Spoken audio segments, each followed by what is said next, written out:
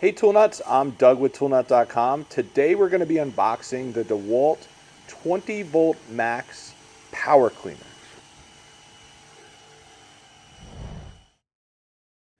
So, biggest thing, this is a 550 max PSI power cleaner. It is not a pressure washer. Okay, it's a big misconception, totally different. This is going to be something for lighter duty applications, cleaning your car, your boat, cleaning off the deck, maybe some furniture that's on your deck, the siding of your house, stuff like that. So again, not a pressure washer. All right, a lot of stuff in here. Let's take it out, get it out of the way, and we'll go from there. So this will deliver up to 10 times the power of a standard garden hose. All right. So you can see here, let's start with the unit first. Obviously, here's the unit right there. Works off the 20 volt platform. Trigger lock there. Have a high-low switch here on that. And we'll go through the rest of this, and then we'll show where stuff goes and how to put it together. All right. So the other thing you're going to get is a net bag with a manual and a tool. Don't lose that. That's for cleaning out your tips, which we'll go through here. So with this, you're going to get 3 tips. You're going to get a 40 degree, a 15 degree, and a 25 degree with that. And these go right here for storage. These rubber grommets here, so you have them and don't lose them. All right, you don't have to go in the bag. You're also going to get your quick connect for your garden hose, which connects to the unit or standard garden hose there, and then you're also getting your rotary nozzle with that. All right, we'll put the net bag down. This is going to be your soap dispenser. All right, so this is going to be used separately. You can't put it on at the same time with the wand. So this would be separate. You'd put the soap on first, and then you could then let it sit, soak in, and then you could go switch to your wand to clean it off. Same thing on the wand. You can see it's kind of keyed there. You can see that good, John, right there. And then in the tool, you're going to kind of spin it. It is spring loaded. So you're going to push it in and twist it. And you can see it only goes one way. It won't allow me to twist it that way. It only goes the one way, and then I'm locked in. So lightweight, compact. Biggest thing, it's portable. All right.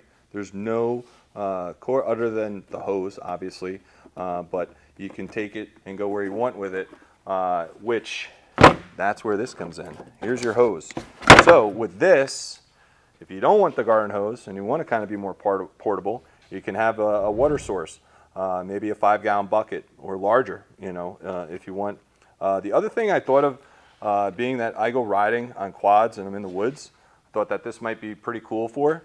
I have a creek on my property that maybe after go riding, get some mud on the quad, could put this in the creek, and I could kind of use it on the quad to clean off and get most of the mud and dirt off of it. I believe this is 20 feet. Don't quote me here. I think it's 20 feet. Got a float in it, got a little filter on it, and then another quick connect. So let me go over that. A few things that we saw with these and questions that we got already on these. You have these rubber or gaskets here in a lot of different places on the tool. If you ever get leaking from a connection, you're always going to want to check to make sure that, number one, it's either there or it didn't rot. Rot occurs from temperature changes over the years. You're leaving it hot and cold, or it's left in direct sunlight. So on this one, you can see you have one here. This piece does need to be on the tool. That was another thing. We had people trying to connect their garden hose directly to that. It's not going to work. All right, this piece has to be on there. You can see here's another rubber piece in there to prevent it from leaking. There is another filter in here too. You're going to want to check that from time to time. Also, if anything gets past or any remnants of something, dirt, debris get in there, you're not going to get good flow to the tool. So always check your filters, always check your gaskets on that. And again, then there's another one here on your hose connector. There's another rubber piece there. All right, and then these are basically just a quick connect. Pull this back to get it off. And on these, you can just push them on. You don't have to pull it back to get it to go onto the tool. Basically like an air compressor fitting, same idea on that. All right, so this also is going to be a standard. I'm going to say the word pressure washer, 2 words actually, pressure washer. So this is a standard coupler also for your fittings, and these fittings are standard pressure washer tips. Always make sure you lock it in before you pull the trigger to make sure that it's not going to come out and go flying off the tool. But you can see easy in and out. If you ever lose these, again, or can't find them, need to replace them, these are available. You're just going to buy a pressure washing tip. All right, but again, this is a power cleaner. All right, so the hose would hook up here, same way. Again, this is about 20 feet, and again, always on these, check your filters. Let's go through the battery compartment here.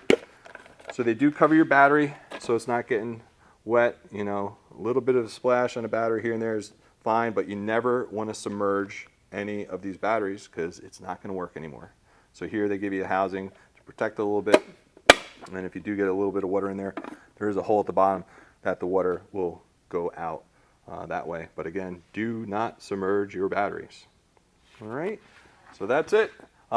This, again, I showed the bare tool. There is a kit available where if you're not part of the DeWALT 20-volt battery platform, you can buy the kit, which will include everything I showed here, a 5 amp hour battery, and a charger. Check these out now at toolnut.com.